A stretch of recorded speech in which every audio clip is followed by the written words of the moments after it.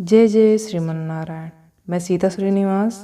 आज मैं आप सबको बताऊंगी कार्तिक मास महात्म्य कथा अध्याय 27वां अध्याय बताने वाली हूँ कार्तिक मास की कथा का।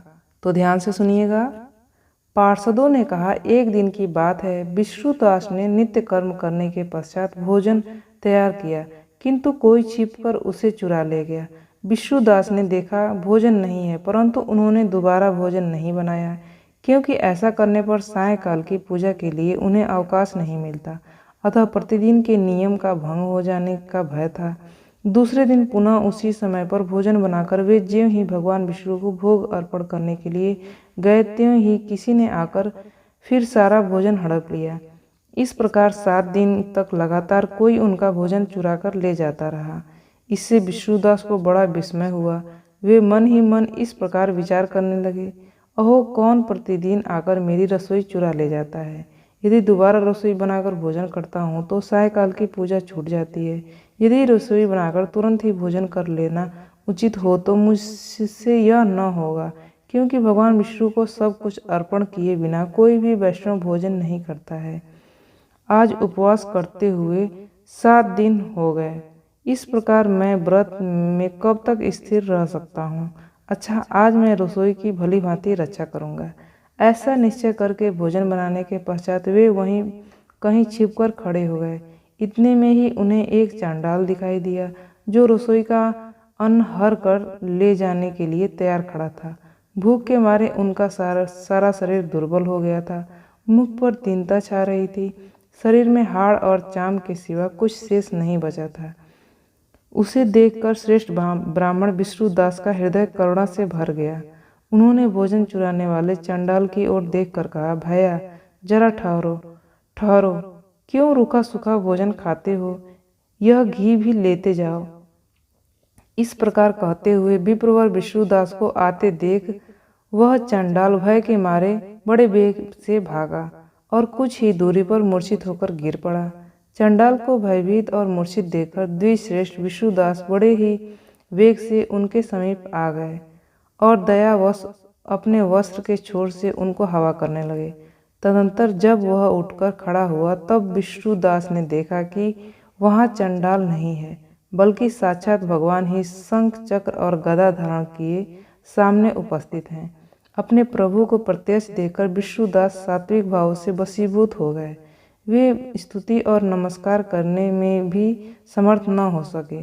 तब भगवान ने सात्विक व्रत का पालन करने वाले अपने भक्त विष्णुदास को छाती से लगा लिया और उन्हें अपने जैसा रूप देकर बैकुंठ धाम को ले चले गए।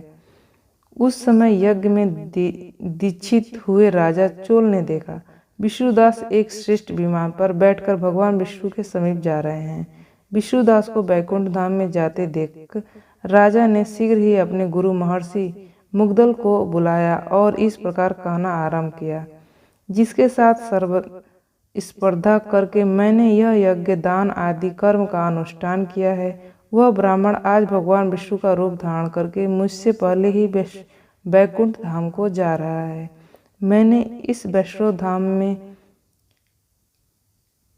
भली भांति दीक्षित होकर अग्नि में हवन किया और दान आदि के द्वारा ब्राह्मणों का मनोरथ पूर्ण किया। तथापि अभी तक भगवान विष्णु मुझ पर प्रसन्न नहीं हुए और इस विष्णुदास को केवल भक्ति के ही कारण श्री हरि ने प्रत्यक्ष दर्शन दिए हैं। अतः जान पड़ता है कि भगवान विष्णु केवल दान और यज्ञों से प्रसन्न नहीं होते, उन प्रभु का दर्शन कराने में भक्ति ही प्रधान कारक है। दोनों पार्षदों ने कहा। इस प्रकार कहकर राजा ने अपने भांजे को राज सिंहासन पर अभिषिक्त कर दिया। वे बचपन से ही यज्ञ की दीक्षा लेकर उसी में संलग्न रहते थे, इसलिए उन्हें कोई संतान नहीं थी।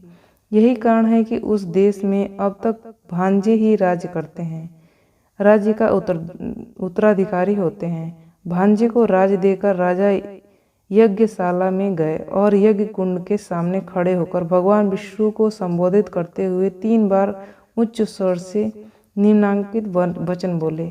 इन वचनों का उन्होंने स्मरण किया। वो बोलते हैं, भगवान विष्णु, आप मुझे मन, वाणी, शरीर और क्रिया द्वारा होने वाले अविचल भक्ति प्रदान कीजिए। एक बार फिर से मैं बोल देती हूँ, उन्होंने क्या बोला था? भगवान विष्णु, आप मुझे मन, वाणी, शरीर और क्रिया द्वारा होने वाली अविचल भक्ति प्रदान कीजिए। इस प्रकार कहकर वे सबके देखते देखते अग्निकुंड में कूद पड़े। बस उसी क्षण भक्त वत्सल भगवान विष्णु अग्निकुंड में प्रकट हो गए। उन्होंने राजा को छाती से लगाकर एक श्रेष्ठ विमान में बैठाया और उन्हें अपने साथ लेकर बैकुंठ धाम को प्रस्थान किए। नारद जी बोले, हे राजन, जो विष्णु दास थे वे तो पुण्यशील नाम के प्रसिद्ध भगवान के पार्षद हुए, और जो राजा चोल थे उनका नाम सुशील हुआ। इन दोनों को अपने ही समान रूप देकर भगवान लक्ष्मीपति ने अपना द्वारपाल बना लिया। 27वां अध्याय यहीं पे समाप्त होता है। इस तरह की जानकारियाँ पाने के लिए आप इस चैनल को सब्सक्राइब कर दीजिएगा। आपका दिन शुभ हो, आपका दिन मंगलमय हो, इसी आशा और आशीर्वाद के साथ इस वीडियो को समाप्त करती हूँ। जय जय श्रीमन नारायण।